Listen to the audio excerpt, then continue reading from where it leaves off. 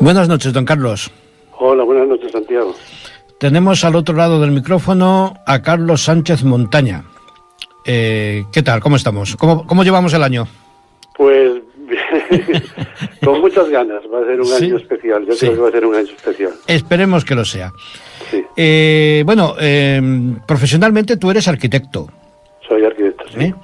¿Qué hace un arquitecto metido en el mundo del simbolismo y del Camino de Santiago?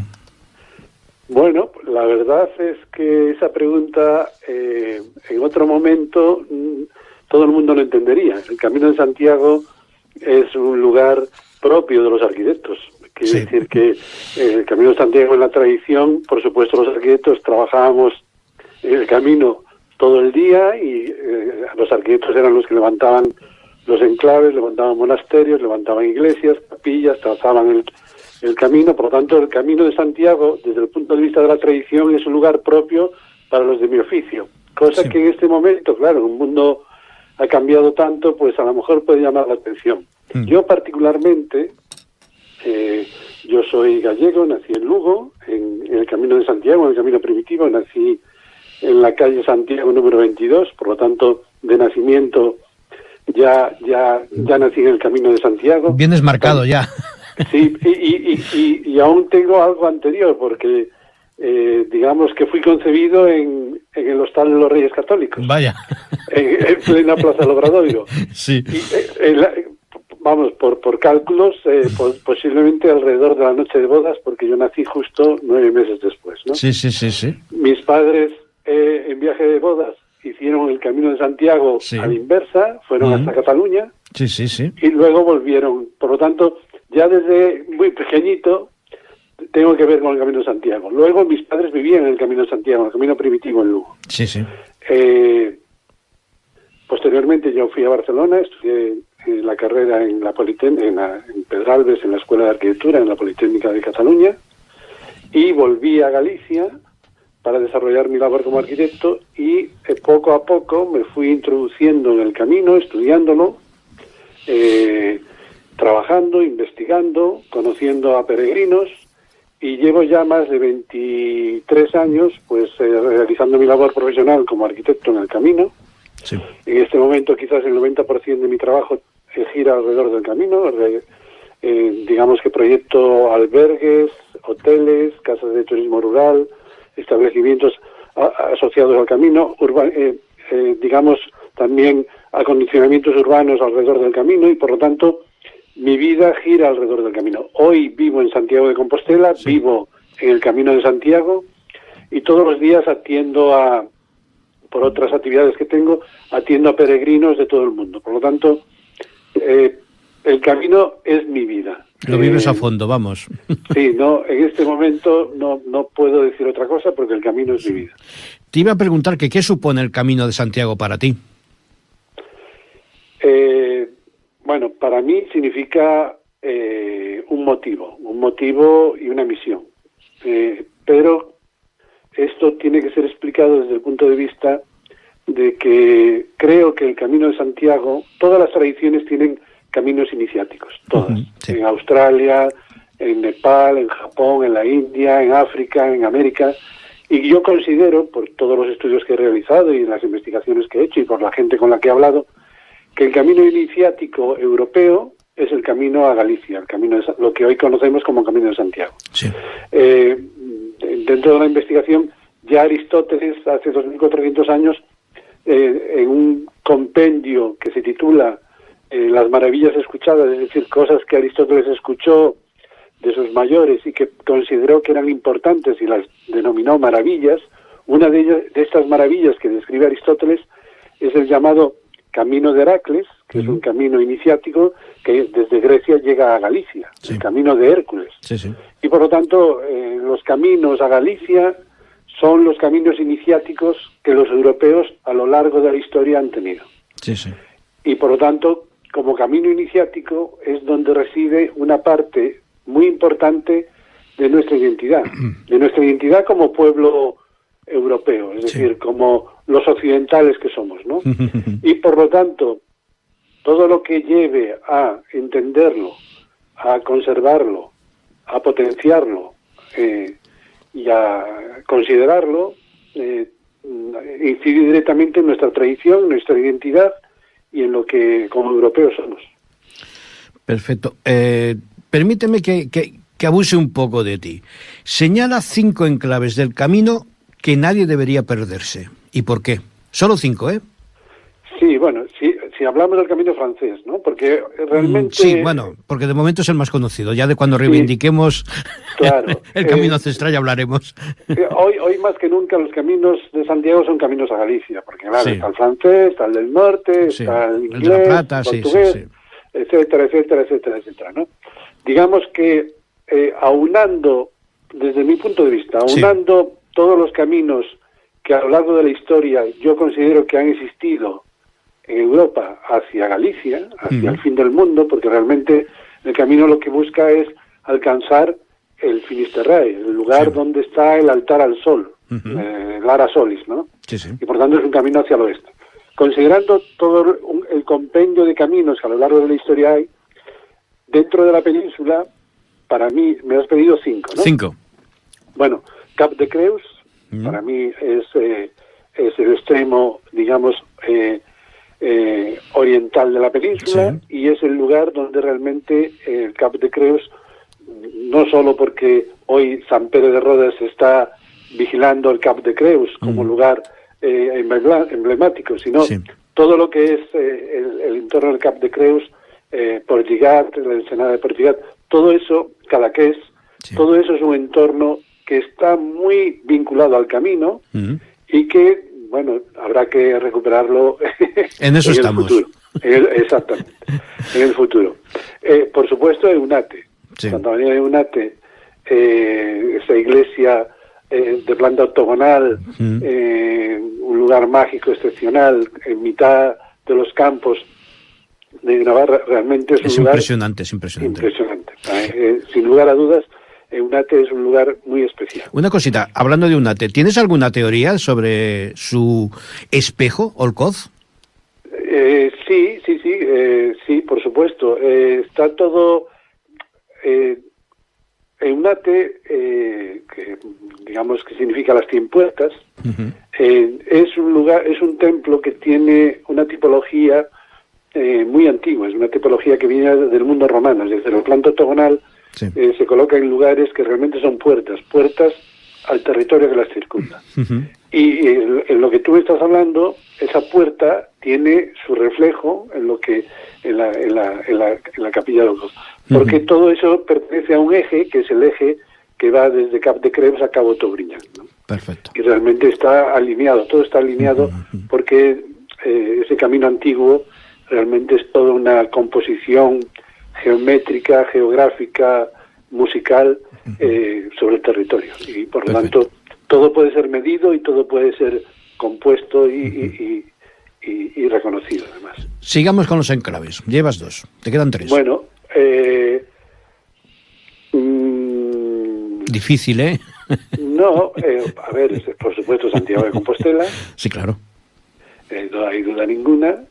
Desde mi punto de vista como lucense, Lugo, que es camino primitivo, es un lugar realmente excepcional, no solo porque está en el camino primitivo, sino porque Lugo ya estaba en el camino romano a Galicia, en el Calillano, y por lo tanto es un enclave único. Y para terminar, por supuesto, Tobriñán, que es realmente el fin del mundo, es el Ara Solis, es decir, la gente, digamos que los peregrinos tienen por concepto Finisterre, ¿no? Sí. Pero digamos que desde el punto de vista estricto, el fin del mundo es Cabo Tobriñán, que es el extremo más occidental de la península y donde ya los antiguos, Pomponio Mela y otros geógrafos, determinan que está el Ara Solis, el templo al sol, ¿no? Por lo tanto, Cap de Creus, Eunate, Lugo, Santiago y Tobriñán. Sí, y me dejo por el medio, pues...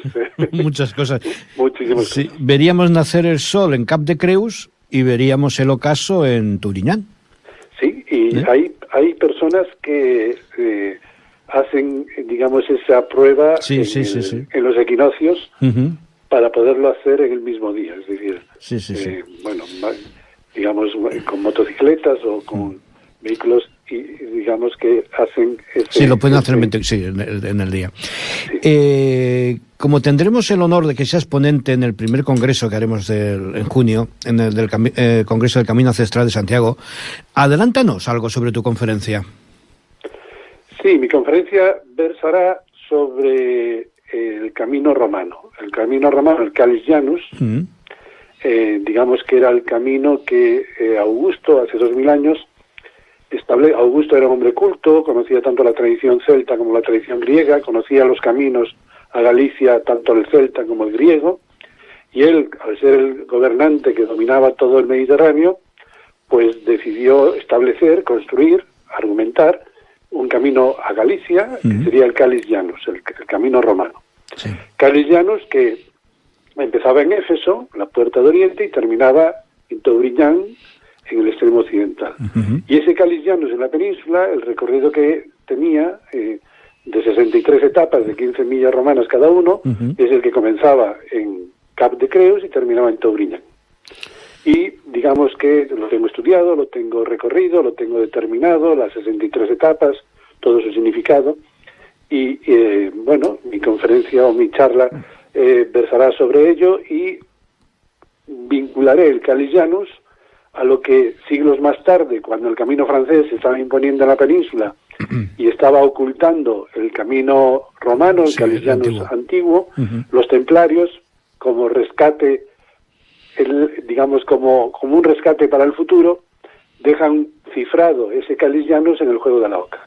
El juego de la Oca, sus 63 casillas son literalmente las 63 etapas que hay entre el Cap de Creus y Cabo Toubriñán. Sí. Y yo tengo estudiado y recorrido cada una de 63 y bueno, digamos que tengo una argumentación o explicación de lo que significan las ocas, lo que significan las 9 pruebas, los dados, el laberinto, todo eso son lugares concretos de la geografía peninsular que queda recogido, según mi investigación, por los templarios en el juego de la Oca, para que el camino antiguo no se pierda por la influencia del camino francés que se estaba imponiendo en el siglo XIII.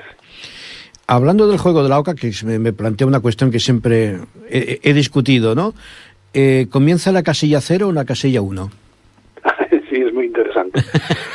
La casilla 1 es la que va de Cap de Creus a Santa Elena. Santa Elena... sí, enfrente de San Pedro de Roda, sí. Eso es, encima de Selva de Mar, ¿no? Sí. Esa es la casilla 1. Las primeras 15 millas romanas, que vienen a ser unos 22 kilómetros. Sí. Y eso es así porque el camino, realmente, el Calis Janus, viene de Oriente, viene de Éfeso. Y por lo tanto, la casilla 1 es eso, y los jugadores antes de tirar están en la casilla 0, es decir, están esperando a dar el primer paso, a dar, digamos, las primeras 15 millas romanas, que son ese recorrido Cap de Creus Santa Elena. Desde el punto de vista del juego, esos peregrinos que podían venir por mar, claro, Cap de Creus, como todo el mundo sabe, es muy agreste, no hay manera de desembarcar en el Cap de Creus. Si tú vienes por mar hacia el Cap de Creus para hacer la primera etapa, donde realmente fondeas es en Port Lligat. Sí. Port Lligat, puerto de llegada, la ensenada de Port Lligat. Y una vez que fondeas en Port Lligat, asciendes hasta Cap de Creus y puedes hacer la primera etapa. Por lo tanto, para mí, la primera etapa es la 1, y la 0 o la anterior es la que en el mar está recogiendo los barcos de los peregrinos que se acercan hasta este lugar. En este caso incluso podríamos aventurar de que el 0 sería el vacío. Salimos del vacío e iniciamos un camino de iniciación. En el caso actual, que ya pues es verdad, es decir, nosotros nos acercamos a... la idea sería acercarse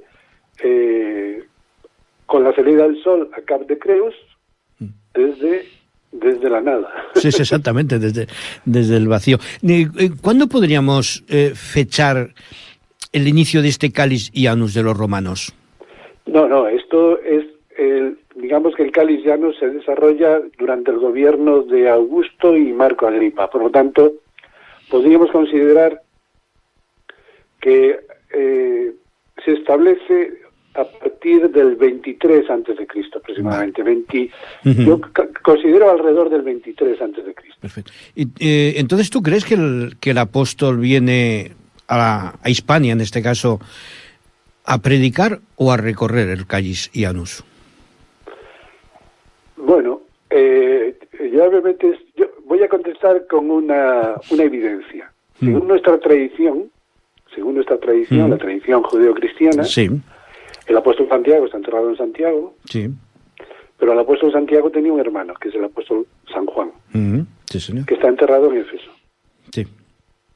Si hoy cogemos cualquier mapa de Google Maps y unimos Éfeso con Compostela, una línea recta geométrica geográfica, sí, veremos que esa línea recta pasa exactamente por Roma, que es donde está enterrado San Pedro. sí, Es decir, desde el punto de vista geográfico simbólico, sí, los tres principales apóstoles que acompañaron a Jesús en la transfiguración, en el huerto de los olivos, se les apareció a los tres una vez resucitados. Según nuestra tradición, esos tres apóstoles, Pedro, Juan y Santiago, Pedro, el príncipe, Cefas, y Juan y Santiago, que son los hijos del trueno, los hermanos, sí, están enterrados de acuerdo con una línea recta geográfica, geométrica, que une Éfeso con Roma, con Compostela. Y por lo tanto, desde el punto de vista simbólico, eso es así. Sí, sí, sí. Si luego los apóstoles han estado o no han estado en estos lugares, si han predicado o no han predicado, es un tema que realmente puede discutirse mucho. No, y nada más, yo creo que no sería lo importante en este caso. Exactamente. O sea, lo importante es el simbolismo, el mensaje que se quiere enviar, ¿no? Eso es lo que yo opino. Que yo soy de los que pienso que el apóstol está en Compostela.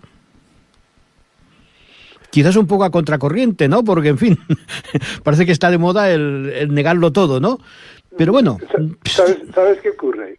Que cuando hablamos de Santiago, realmente el nombre del apóstol es Jacobo. Sí, claro. Y como ya os he dicho, Juan es su hermano y Pedro, que no era Pedro, que era Simón, sí, es el príncipe. El nombre de los tres apóstoles, sí, Juan, Pedro y Jacobo, tienen un significado literal que nos permite otra vez ver el simbolismo que tienen los tres. Desde ese punto de vista, Juan está enterrado en Éfeso porque Juan es puerta y Éfeso es la puerta de Oriente. sí. Pedro, piedra, es el centro, el eje del imperio, Roma, y por tanto Pedro está sin lugar a dudas en Roma. Y Jacobo significa en hebreo suplantador. Sí. Y viene ya de Esaú y Jacob, los hijos de Isaac. Sí, sí, sí. Esaú y Jacob que suplanta a su hermano. Sí, la progenitura, sí, todo. Exactamente. Y por tanto, Santiago, es decir, Jacobo, está literalmente en Compostela porque está suplantando algo que es muy antiguo. Entonces, desde el punto de vista simbólico, todo eso tiene un valor excepcional, no hay lugar a dudas. Es decir, si está o no el cuerpo del apóstol, es algo, yo creo que es anecdótico. Sí, ahí estamos totalmente. Lo importante es el símbolo que eso representa. Exactamente. Y que es nuestra tradición, que es decir, eso está, es la tradición europea, sí, pero de una manera, y por lo tanto, desde el punto de vista de lo que somos, todo eso habría que comprenderlo. Sí. Y es realmente la argumentación que yo creo que es necesaria en este momento, porque estando más allá, es decir, serían discutir si es el apóstol quien está, no está. O Prisciliano, en fin, sí, estas teorías. Lo que importa es que un apóstol que se llama Jacobo, según nuestra tradición, está enterrado en Compostela, que está en línea con Pedro, piedra, y con Juan, puerta. Y por lo tanto, si podemos comprender todo ese simbolismo que hemos heredado y que hemos recibido de nuestra tradición, podríamos comprender cuál es el origen de todo esto.